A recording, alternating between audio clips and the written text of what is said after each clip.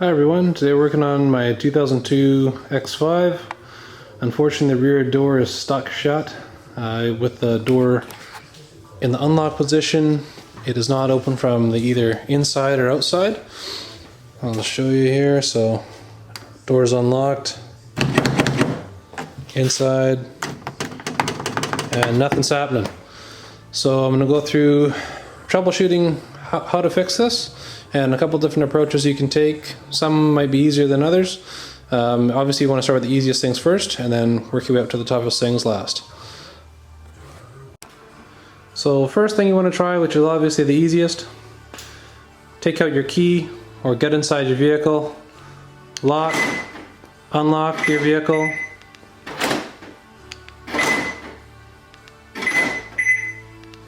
and do this a couple times. Sometimes it'll just jostle the mechanism loose in the door and it'll break it free. Otherwise, sometimes it gets stuck in between where you're unlocking your doors and your passenger tries to pull the handle at the same time. Sometimes this can jam up the mechanism internally. So by unlocking and locking the door and going through the cycle, after you've got it back to the unlock position and you can verify that your lock actuator is working, open both the outer and inner handle and open these up simultaneously at the same time. Sometimes that can reset things internally. So the first method didn't work, of trying to unlock the vehicle, lock the vehicle, and opening both door handles simultaneously at the same time. Now sometimes the locking mechanism in your door that's up here, sometimes you can just, vibrate it free just by, making your fist into a bit of a hammer and just, hitting along the edge. And just hoping that breaks it loose. Unfortunately, these two tricks are not going to work for me, so we're going to have to go to plan C, and that's going to be removing the rear seat and then removing the interior door card with the door closed. So to remove the rear seat, you're going to want to pull up on the rear seat all around the edges. So on the front, just up, and it just slides out. Unfortunately, I need two hands to pull it out and put you guys down for a sec.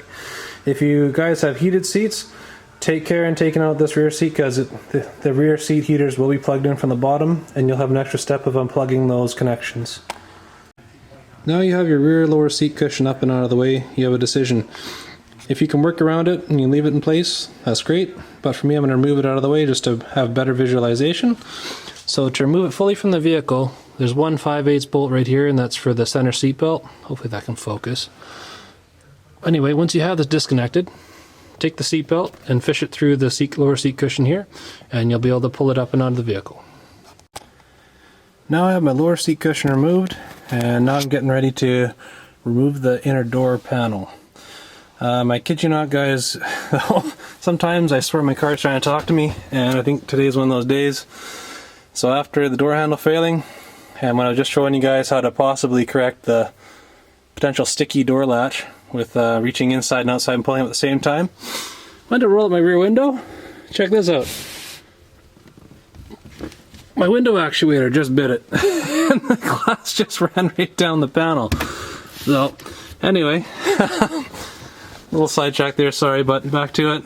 So now you're going to need a T20 Torx bit to remove two screws. I believe it's two, it might be three. I'll get back to you on that. There's one here, and I know there's at least one behind this panel here. And you also need some plastic trim removal tools, like so. Because as you can imagine, you're going to need to change every angle of the dangle to unclip all the way around the perimeter of this piece. In addition to that, when you start removing this wooden piece here, you want to start from this end and slowly work it from side to side and slowly lever it back off, because there's a hidden clip that's right in behind this door, or in behind the actual handle itself, and actually clips into it. If you start on this end closest to the handle, you will break that little clip and you'll be in for a world of hurt.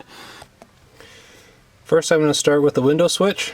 So with this plastic trim removal tool here, I'm going to wedge right in the bottom here and lever it up if you're really tight on cash and you can't find plastic trim removal tools, you could possibly masking tape up a butter knife and get under here, or if you have really long nails, you can get under here and lever it up as well. Once you have this out of the panel, you have to go behind here and unclip the electrical connection. Next step is the wood trim removal. So as I told you guys earlier, you want to start from this end. I'm using this different trim removal tool here. Just working it, going from side to side, and you want to go slow. Sometimes if you go too quick with this, and let's say, you know, oh, you look at it and you think, oh man, I'm getting lots of, oh, there it goes. Sometimes they don't come off quite that easy, but you get, you know, a bit overexcited and you just yank on it. You can actually crack this veneer quite easily.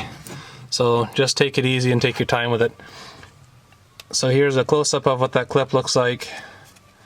And this is the female end on the wooden trim, and it keys into the back of this door handle. Since we got this out of the way, here's the exposure of the one T20 Torx bolt behind here, or screw I should say. And to take off the door handle here and dislatch it, there's a little clip. And as you can, hopefully you guys can see here, and I can get my camera to focus properly, but there's a little tab right here. You want to lever this up and push forward. So push forward like so, and then that way, when you pull your door panel off, it's not going to get caught and you have a little bit more room to play, plus it won't snap. I've done this in the past where I've left this on, taken the door panel off, but that was with the door open, and obviously space is at a premium, so I'm just trying to minimize the chance of breaking something as well. Next step is to pull the panel. So I've chosen this trim removal tool here. You're gonna have to take your time. It's a real pain because you really don't have any good angles to get a good pry on this. But what I did is I have gone in the edge here, pried back, and when I've started working out a couple of the clips, I just worked my way around the edge where I could, and past there I just started, you know, pulling on different areas, getting it all loose. And then I've gone to the door handle as well. And you just gotta start working it as best you can. Hopefully nothing breaks. Use really tight quarters. The other solution too is to potentially maybe move this other cushion here, but I'm not really sure how much that's really gonna help. But anyway, there's also a bunch of clips right across the top here, and these all come straight back. So as that comes off, you need to fish through the little lock button here, and I believe on the bottom there's also a puddle light, if I'm not mistaken. At least the fronts have it. I'll have to report back when I get this panel off.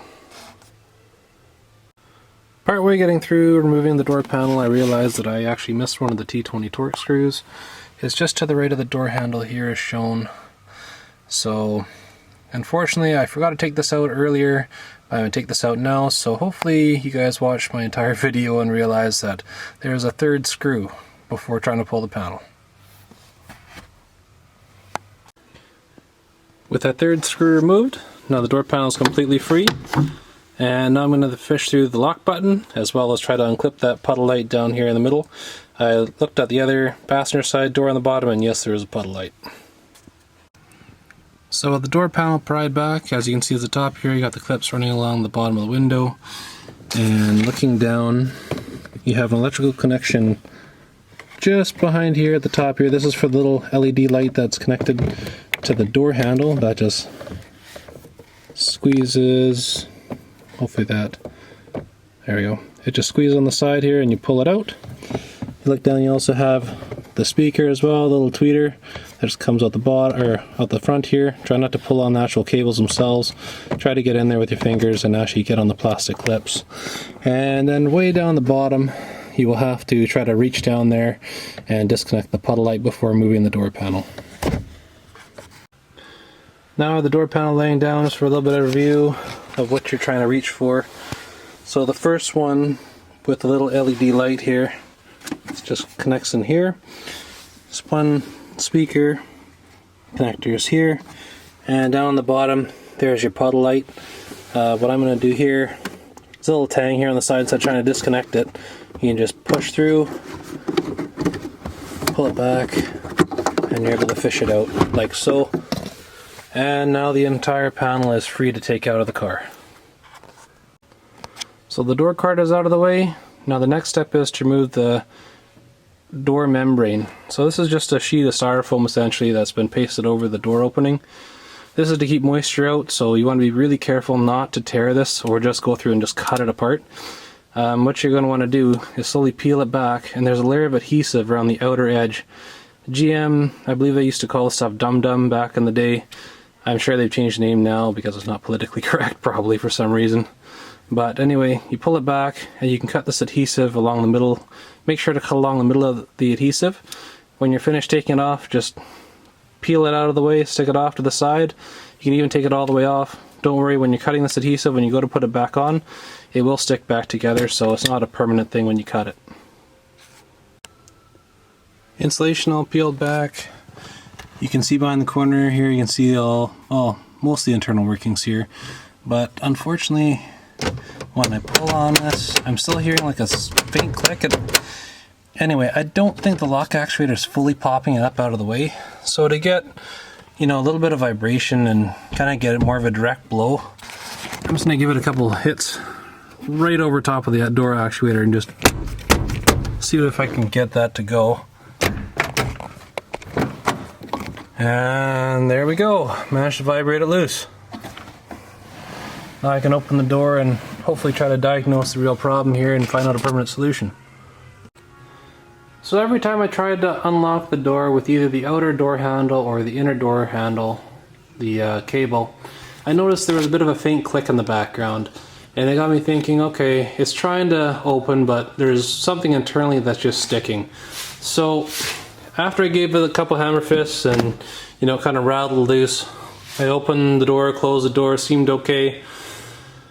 And then I went to cycle it through with the key, lock, unlock, and of course it got jammed again. So I went back inside, repeated the same process, open it up again. And as more of a permanent solution, what I've done here is I've taken some PB Blaster or any sort of penetrating oil and just fired it up in all different directions I could and let it sit there for 10-15 minutes. So really let that soak in. Once I let it soak in, close the door, cycled the key a few times, lock, unlock, so on, and now it seems to be opening up no problem. So going forward, I'm going to go around and lube up all my door latches, and I'm going to use some white lithium grease that doesn't drip away and sort of stays put where it's supposed to. And I guess the moral of the story is you got to keep up with your general maintenance and just making sure everything's lubricated. And unfortunately, that's something I've neglected to do over the years, so I guess I finally paid the price having to do this. But I guess it's not all for nothing because, well, my window regulator bit the bullet. So just to show you guys, just for fun here, if you look behind here, all these cables are just totally flopping in the wind. So that'll be my next project on the vehicle. So anyway, I've got the window all taped up, held in place, so it looks pretty ghetto.